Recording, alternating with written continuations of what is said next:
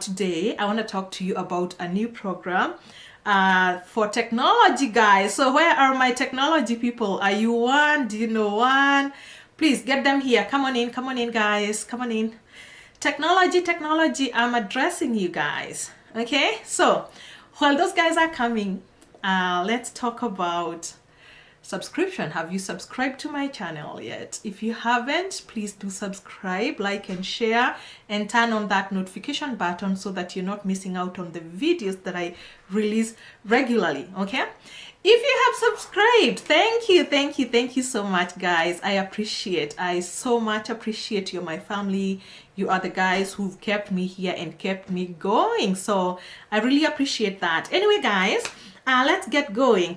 But before I get there, I am a regulated Canadian immigration consultant and I'm based in Calgary, Alberta, Canada.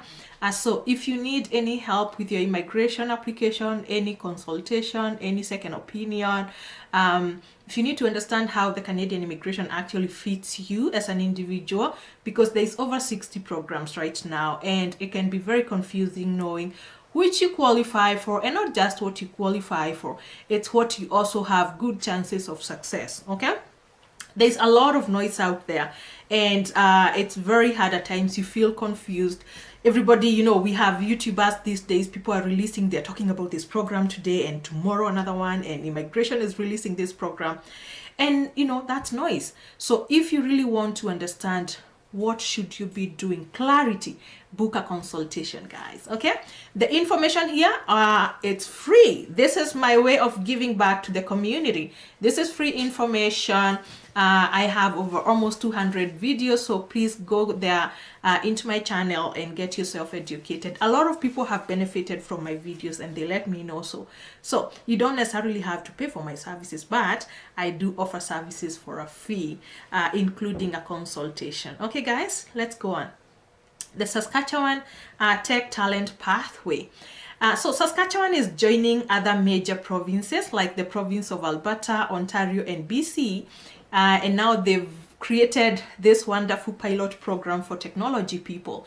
And so what we shall see here, I'll tell you about the eligibility, the occupations that are going to be eligible for this program, and a few two secret tips, personal tips that you should follow to be successful in this program. Okay, guys? All right. If you didn't see my previous video, I made a video about the Alberta tech pathway a few weeks ago, so please, I'm going to attach it in the description part of this video. Kindly go there and get yourself educated. Okay, this program is an international recruitment program. What does that mean? It means that you don't necessarily have to be in Canada. You can be either in Canada or abroad, because I know someone is still gonna send me an email and say, Lois, can I apply this when I'm living in Japan or China or Africa? Yes, you can apply. Okay, good, that is out of the way. So this program has two main requirements. Okay, one is that you must get a job offer in a skilled job in Saskatchewan, and we're going to be looking at those jobs, or rather those occupations. And the second requirement is that you must meet the program eligibility criteria. Okay, and we shall be seeing that criteria shortly.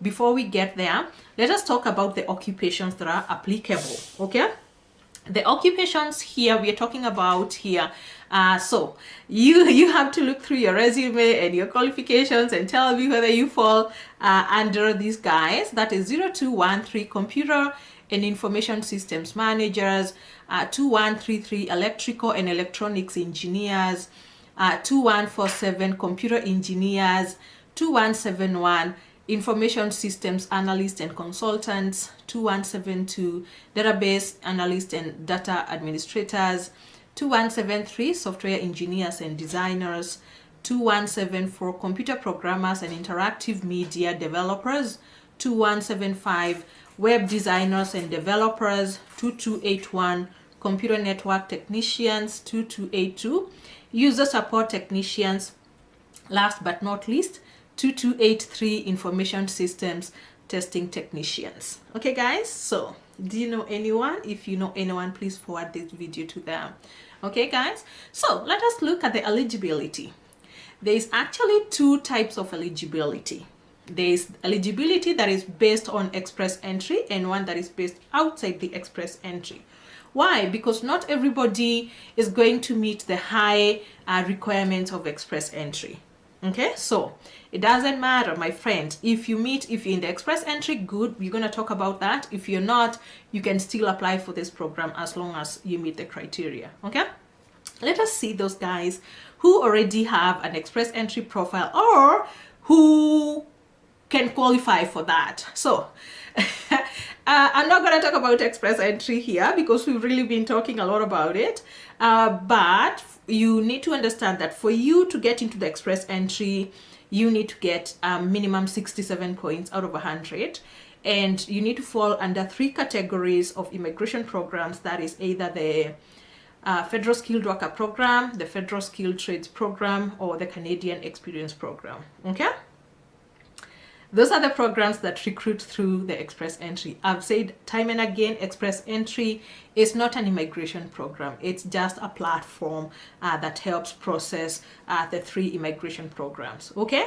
so let us see if you want to be in the express entry or you're already there, what is required of you. Okay, number 1, of course, you need that job offer. We've talked about it. Okay, number 2, you need to have a valid express entry profile number and your job seeker code. The other thing that you need to meet is the language results or language requirements for express entry. We all know that the minimum language requirements for express entry is a CLB 7, but I said minimum. Not everybody is going to meet eligibility with just a 7. You may need an 8 or a 9. If you want to know how that applies to you, book a consultation and I'll walk you through the process. Okay, so the other requirement that you need to meet is the work experience requirement, and there are 3 categories of this. So if you're applying from Saskatchewan, from within Saskatchewan, that is, you're currently working in Saskatchewan, you need to have worked a full-time job for 30 hours a week for at least 6 months for the employer who is offering you that job in an eligible occupation that we just talked about.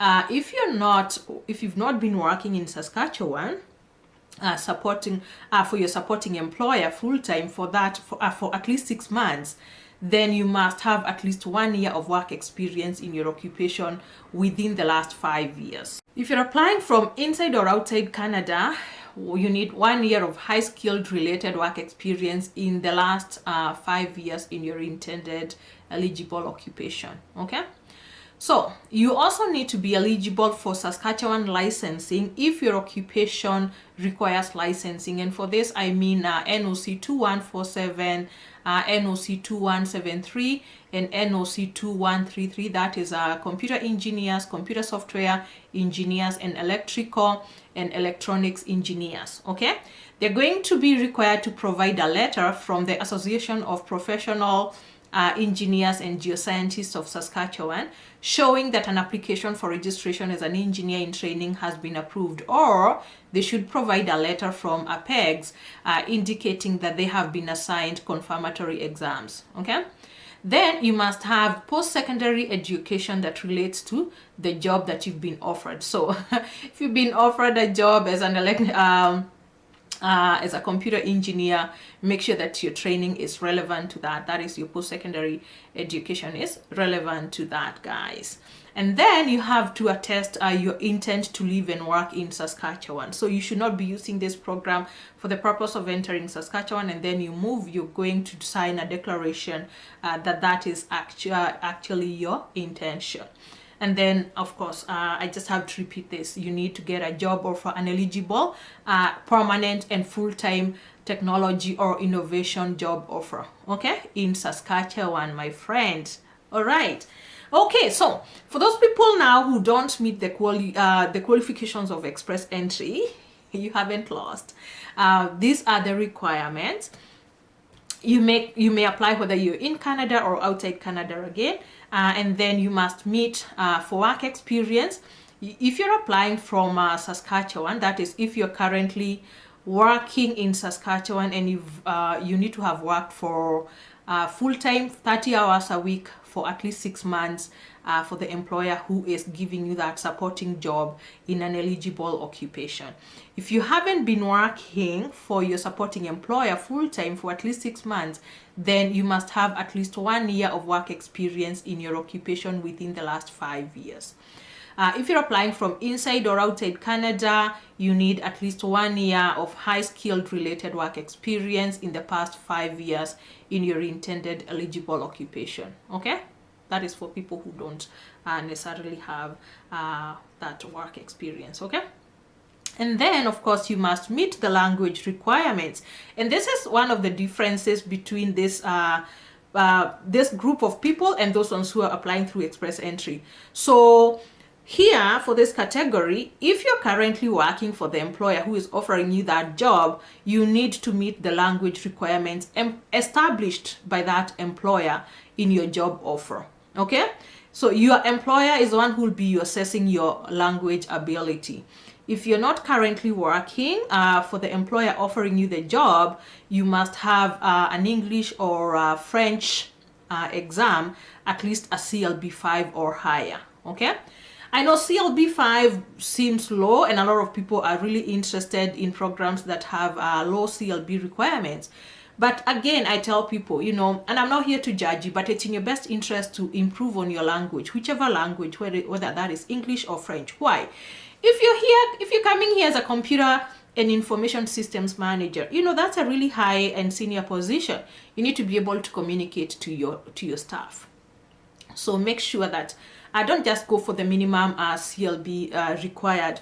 At least always make sure you're getting a CLB 7 and above. Okay, guys? Okay, all right. The other requirement for the non-express entry pathway, you need to be eligible for the Saskatchewan licensing. So this is similar to the other. You need to be eligible for the licensing if your occupation needs that licensing. So that is for computer engineers, software engineers, and electrical and electronics engineers. Okay? You also need to have post-secondary education that is related to your work, similar to what we talked about previously. And you must declare your intent to live and work in Saskatchewan. And last but not least, you must get an eligible, permanent, and full-time technology or innovation sector job offer in Saskatchewan. Okay, guys? All right. I told you two tips. What I tell people, there are many ways of skinning whatever you want to skin. Back in Kenya, we used to say skinning a cat, and you know what? That's not right. We are not skinning cats, but there are many ways of skinning. If my cats heard me say about skinning cats, they're gonna eat me at night. So there are many ways of qualifying or just going around the system. You may not be a technology person who is fitting this criteria, but number one, you can do this. You can come study in Saskatchewan if you have a spouse who fits this criteria. Okay? Do you get a spouse? Your spouses, especially in these occupations, you can come as a student, but then they're not able to qualify for one reason or another. Okay? And maybe you have a good chance to come here as an international student. You can come study. While you're studying, your spouse can come here on a postgraduate, on an open spouse work permit. And because they're in Saskatchewan already, it's going to be very easy for them to get a job, and they have a work permit. So they don't necessarily need a work permit. Whenever you're looking for a job, a lot of people are going to ask you for a work permit. Your spouse is going to be here already with a work permit. So guess what? They can look for a job in these occupations and you're studying, and as long as they get that required work experience, whether it's 1 year or 6 months that we talked about there, they can apply to Immigrate through this program. Okay? And you can continue studying. And once they become permanent residents, most likely you guys are even going to become permanent residents before you finish your studies. Okay? Number 2 tip. For those people who don't get that chance to come here and look for a job, okay, I'm going to give you links on where to look for these jobs in Saskatchewan. Okay, so I'll attach job links in the description part of this video. I'm going to urge you people, please take precaution. Okay, take precaution and do your due diligence. Be smart. There's a lot of fake people out there, so always, you know, check and reconfirm before you apply for anything. Make sure that it's legit. But the links that I'll give you are they are legit.